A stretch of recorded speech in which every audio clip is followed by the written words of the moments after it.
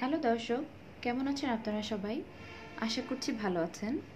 আজকে আমি কথা বলছি সৈয়দ ওয়ালিউল্লাহর লাল সালু উপন্যাস নিয়ে। সৈয়দ ওয়ালিউল্লাহর প্রথম উপন্যাস লাল সালু। এটি তার একটি ধ্রুপদী সৃষ্টি। প্রথম গল্পগ্রন্থ নয়নচারা প্রকাশের ৩ বছরের মাথায় ১৯৪৮ সালে লাল সালু উপন্যাসটি প্রকাশিত হয়। উপন্যাসটিকে লেখকের শ্রেষ্ঠতম কৃতি হিসেবে বিবেচনা করা হয়।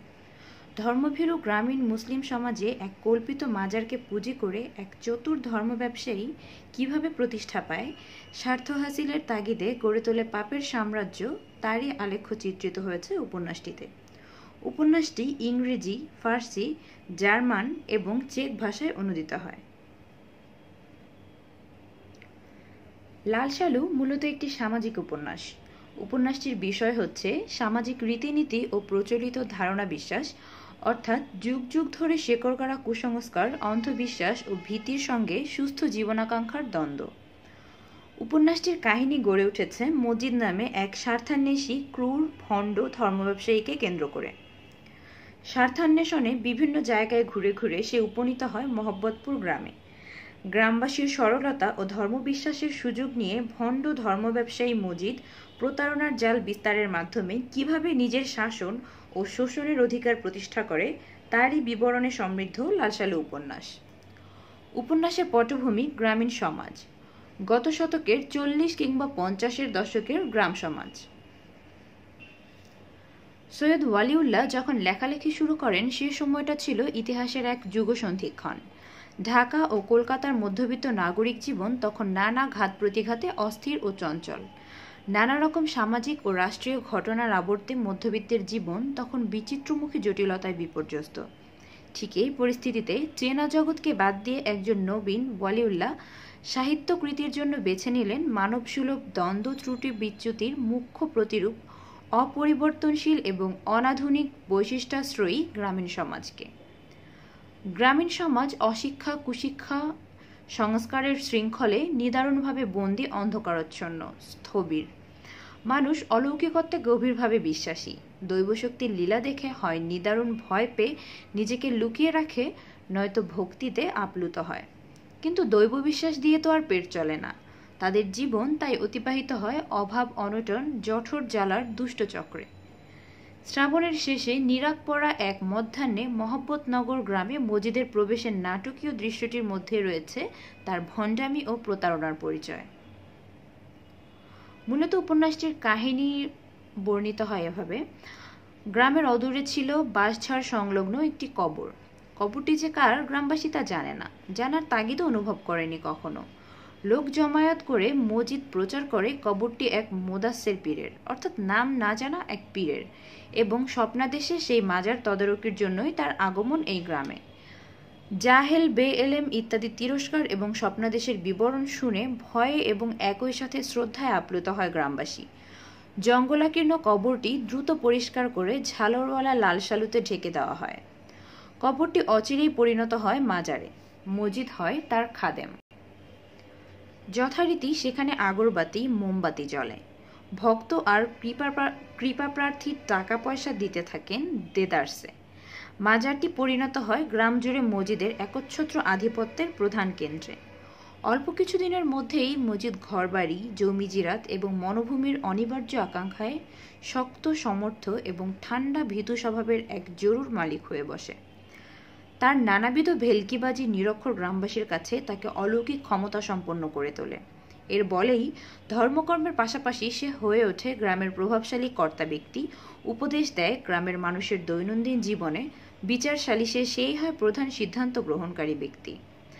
স্বয়ং মাতব্বর খালেকও তাকে সমীহ করতে শুরু করলে মজিদের আধিপত্যের সীমা আরও বড় হয়, প্রভাব খাটাতে শুরু করে পারিবারিক জীবনেও। বৃদ্ধ বাপমায়ের মধ্যকার একান্ত পারিবারিক ঝগড়া কলহে অযাচিত হস্তক্ষেপ করে প্রশ্ন তোলে বাপের কর্তৃত্ব নিয়ে।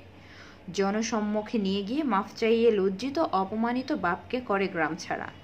আবার আত্মদম্ভে আঁচড় লাগায়, মিথ্যে কলঙ্ক আরোপ করে মাতব্বর খালেককে বাধ্য করে তার নিঃসন্তান অসহায় স্ত্রীকে তালাক দিতে।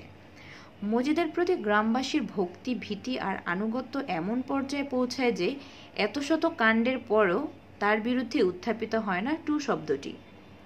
এভাবে গ্রামবাসীর সারল্য ও ধর্মবিশ্বাসের সুযোগ নিয়ে ভণ্ড ধর্মব্যবসায়ী মজিদ প্রতারণার জাল বিস্তারের মাধ্যমে কিভাবে নিজের শাসন ও শোষণের অধিকার প্রতিষ্ঠা করে তারই বিবরণে সমৃদ্ধ লাল সালু উপন্যাস। এবার আসি উপন্যাসের চরিত্র চিত্রণ নিয়ে। উপন্যাসের প্রধান চরিত্র মজিদ। এছাড়াও রয়েছে গ্রামের মাতব্বর খালেক ব্যাপারী, মজিদের প্রথমা স্ত্রী রহিমা, মজিদের দ্বিতীয় স্ত্রী জমিলা এবং আরও অনেকে। চরিত্রগুলোর দিকে খেয়াল করলে দেখা যায়, একদিকে কুসংস্কারাচ্ছন্ন ধর্মভীরু শোষিত দরিদ্র গ্রামবাসী এবং অন্যদিকে শঠ প্রতারক ধর্মব্যবসায়ী এবং শোষক ভূস্বামী। এই উপন্যাসের কেন্দ্রীয় চরিত্র মজিদ। শীর্ণ দেহের এই মানুষটি মানুষের ধর্মবিশ্বাস, ঐশী শক্তির প্রতি ভক্তি ও আনুগত্য, ভয় ও শ্রদ্ধা, ইচ্ছা ও বাসনা সবই নিয়ন্ত্রণ করতে চায়। আর সমগ্র উপন্যাস জুড়ে এই চরিত্রকেই লেখক প্রাধান্য দিয়েছেন, বরাবর অনুসরণ করেছেন এবং তার উপরেই আলো ফেলে পাঠকের মনোযোগ নিবদ্ধ রেখেছেন।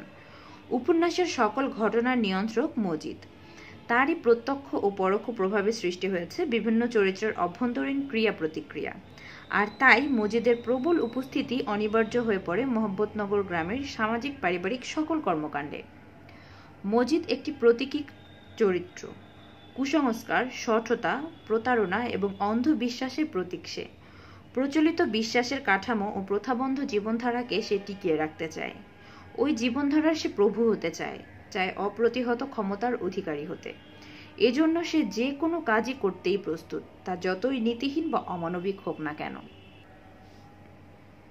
একান্ত পারিবারিক ঘটনার রেশ ধরে সে প্রথমেই বৃদ্ধ তাহেরের বাবাকে এমন এক বিপাকে ফেলে যে সে নিরুদ্দেশ হতে বাধ্য হয়। নিজের মাজার কেন্দ্রিক শক্তির প্রতি চ্যালেঞ্জ অনুভব করে সে আওয়ালপুরের পীর সাহেবের সঙ্গে প্রতিদ্বন্দ্বিতায় নামে। ব্যাপারটি রক্তপাত পর্যন্ত গড়ায় এবং নাস্তানাবুদ পীর সাহেবকে শেষ পর্যন্ত পশ্চাৎ পদচারণ করতে হয়, কারণ তাতে সে বাধ্য হয়। মজিদ তাকে বাধ্য করে। সে খালেক ব্যাপারীকে বাধ্য করে তার সন্তানাকাঙ্ক্ষী প্রথম স্ত্রীকে তালাক দিতে। আর আক্কাস নামের এক নবীন যুবকের স্কুল প্রতিষ্ঠার স্বপ্নকে অঙ্কুরেই বিনষ্ট করে দেয়। এভাবেই মজিদ তার প্রভাব এবং প্রতিষ্ঠাকে নিরঙ্কুশ করে তোলে। মহব্বতনগরে মজিদ তার প্রতাপ ও প্রতিষ্ঠা সুদৃঢ় করলেও এর উপর যে আঘাত আসতে পারে সে বিষয়ে মজিদ অত্যন্ত সজাগ। সে জানে স্বাভাবিক প্রাণধর্মই তার ধর্মীয় অনুশাসন এবং শোষণের অদৃশ্য বেড়াজাল ছিন্নভিন্ন করে দিতে পারে। ফলে ফসল ওঠার সময় যখন গ্রামবাসীরা আনন্দে গান গেয়ে ওঠে, তখন সেই গান তাকে বিচলিত করে। ওই গান সে বন্ধ করার জন্য তৎপর হয়ে ওঠে। রহিমার স্বচ্ছন্দ চলাফেরায় সে বাধা দেয়।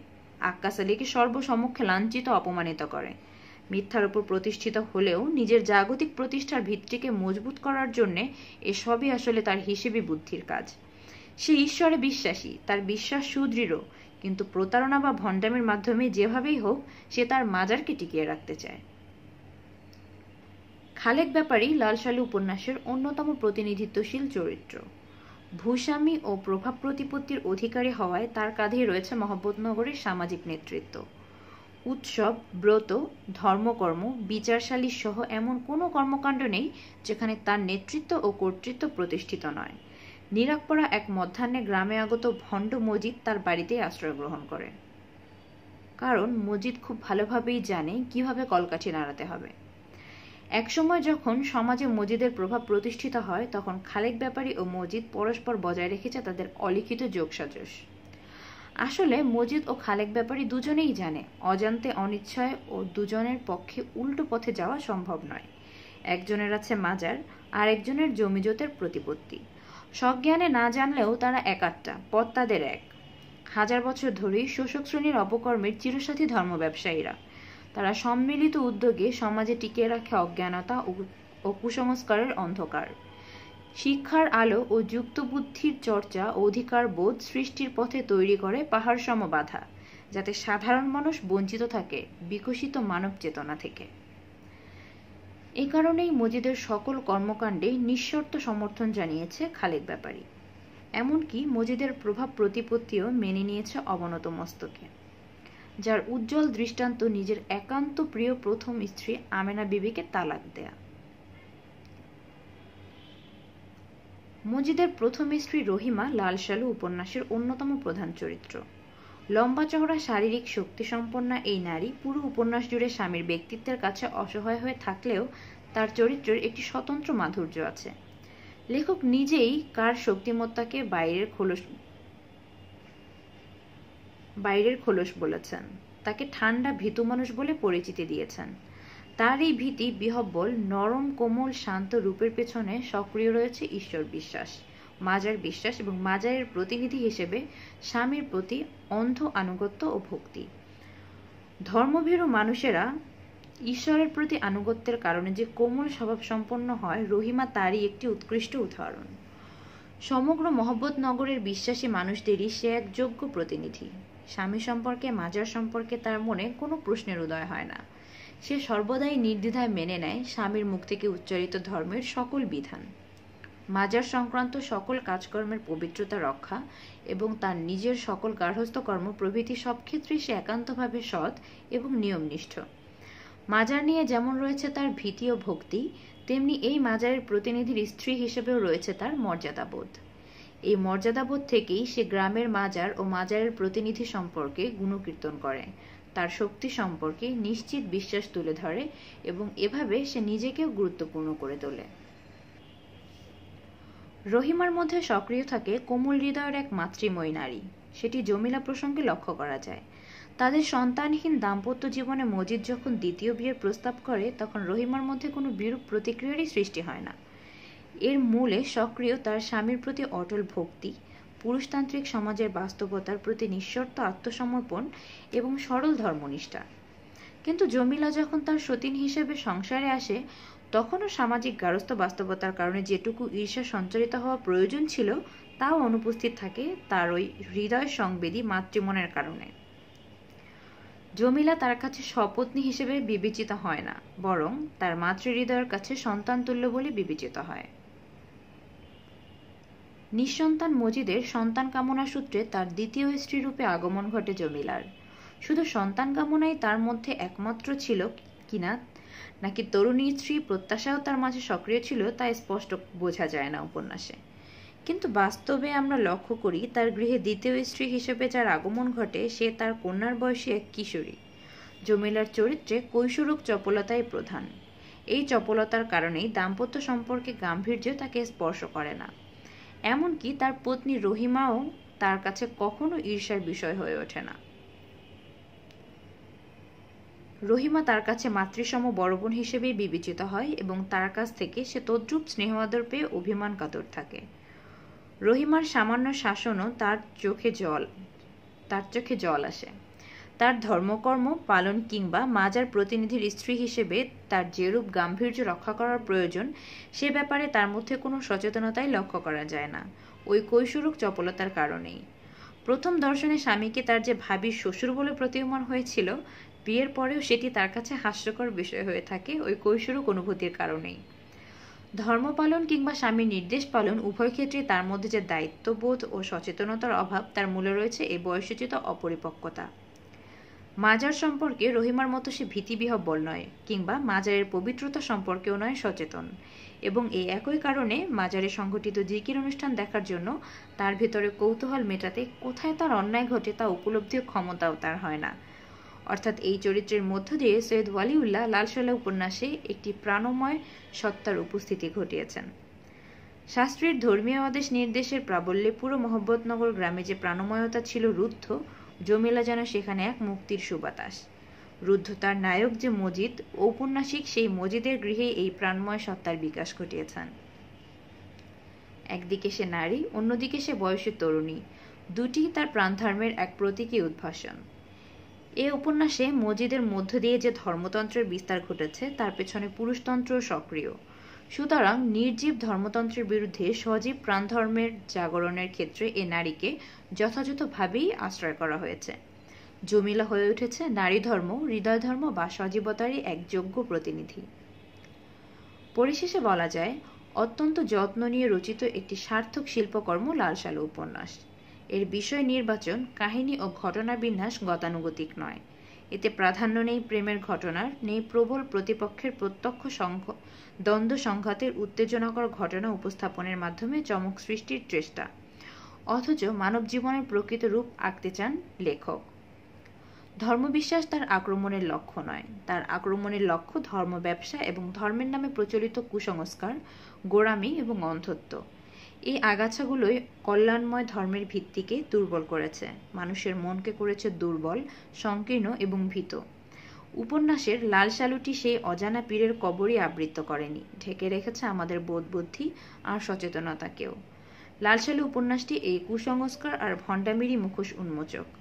অনবদ্য জীবনবোধ, জীবন দর্শন, পরিবেশ চিত্রণে জীবন্ত উপমার ব্যবহার, গ্রামীণ ভাষা এবং ধর্মীয় গোঁড়ামি, অপবিশ্বাসের নগ্নরূপ নিরাকরণ সব মিলিয়ে লাল শালু বাংলা সাহিত্যের এক কালোত্তীর্ণ সৃষ্টি।